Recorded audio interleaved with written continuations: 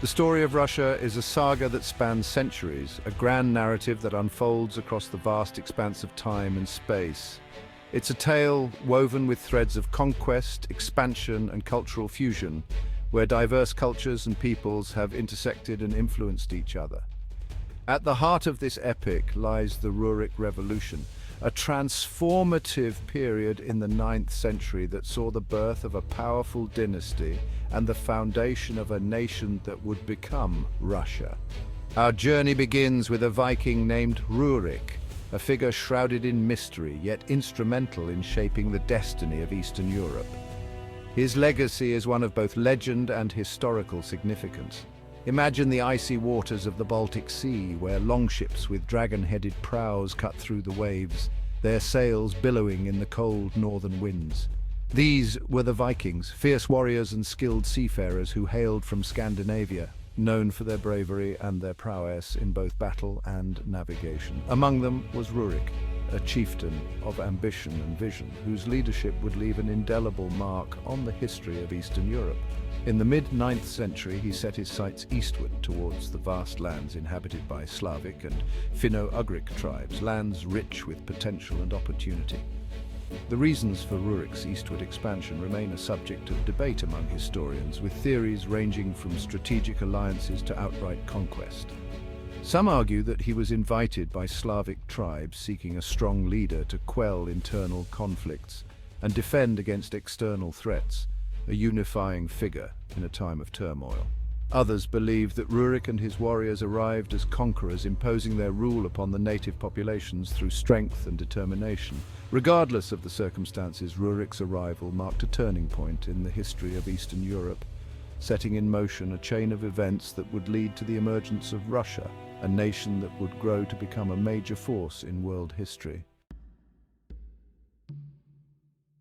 The territory that Rurik set his sights on was a vast expanse of forests, rivers, and fertile plains, a land rich in natural resources and potential. This expansive region stretched from the Baltic Sea in the north to the Black Sea in the south, encompassing a diverse range of landscapes and climates. This region, inhabited by Slavic and Finno-Ugric tribes, was a patchwork of principalities and settlements, each with its own customs, traditions, and allegiances.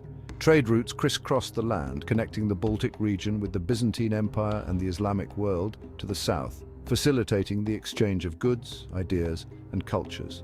The Slavic tribes, while sharing linguistic and cultural similarities, lacked a unified political structure which often led to fragmented governance and local disputes. They lived in small villages and fortified settlements, often engaging in local conflicts and skirmishes over resources and territory. The Vikings, on the other hand, possessed a more hierarchical social structure and a warrior culture that had honed their skills in raiding and conquest, making them formidable opponents and leaders.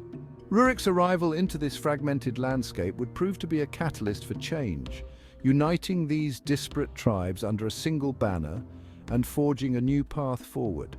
The term Rusas, from which the name Russia is derived, is believed to have originated from the Finno-Ugric tribes, who referred to the Vikings as Ruotsi, highlighting the cultural interactions and influences of the time. As Rurik and his followers established their dominance, the term Rusas gradually came to encompass the lands they ruled and the people they governed, signifying a new era of unity and strength.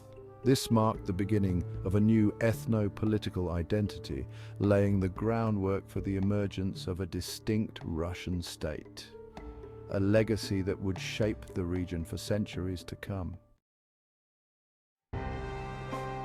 In the year 862 AD, according to the primary chronicle, the most important source for early Russian history, Rurik and his brothers, Cineas and Truva, were invited to rule over the Slavic tribes. This invitation was a significant turning point, as it marked the beginning of a new era in the region's history.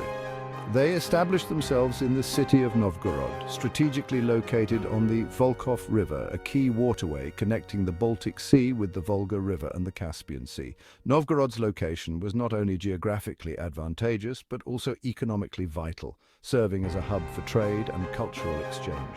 From this strategic vantage point, Rurik began to consolidate his power, laying the foundations for a dynasty that would rule over Russia for centuries to come.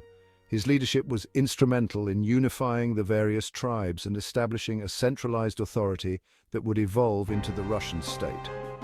Rurik's rule, though shrouded in legend, appears to have been marked by both diplomacy and military prowess. He skillfully navigated the complex political landscape, using both negotiation and force to achieve his goals. He forged alliances with some Slavic tribes while subduing others who resisted his authority. These alliances were crucial in stabilizing the region and ensuring the loyalty of the various tribes under his rule. His Viking warriors, known for their ferocity in battle, provided the muscle needed to enforce his rule and expand his territory.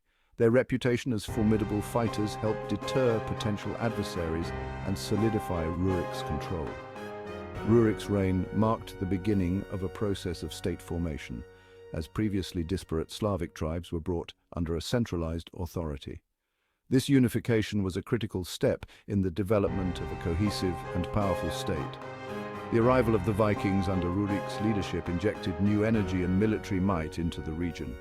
Their presence brought about significant changes in the social and political structures of the Slavic tribes. They brought with them their advanced shipbuilding techniques, their knowledge of trade and navigation, and their warrior ethos. These skills and technologies were instrumental in enhancing the region's connectivity and economic prosperity. These elements would prove crucial in shaping the future of Russia, enabling the Rus to project their power both militarily and commercially. The legacy of Rurik and his Viking followers would endure, influencing the course of Russian history for generations to come. Novgorod, under Rurik's rule, flourished as a center of trade and commerce. Its strategic location on the Volkhov River, linking the Baltic Sea with the Volga River and the Caspian Sea, made it a hub for trade routes connecting Scandinavia, Byzantium, and the Islamic world. Merchants from distant lands flocked to Novgorod's bustling markets, exchanging furs, honey, wax, slaves, and luxury goods. The influx of wealth from trade contributed to the growth and prosperity of Novgorod. Rurik and his successors invested in the city's infrastructure, constructing fortifications, bridges, and churches. Novgorod's prosperity attracted skilled artisans, merchants, and scholars, further enhancing its reputation as a center of learning and culture. The city's early development as a thriving commercial hub laid the groundwork for Russia's future economic growth. The legacy of Rurik's rule in Novgorod extended beyond its economic impact.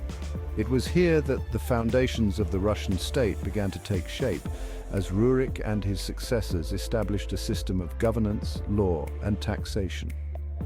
Novgorod's Vech, a popular assembly of free men, provided a platform for public discourse and decision-making, laying the groundwork for later developments in Russian political thought and practice.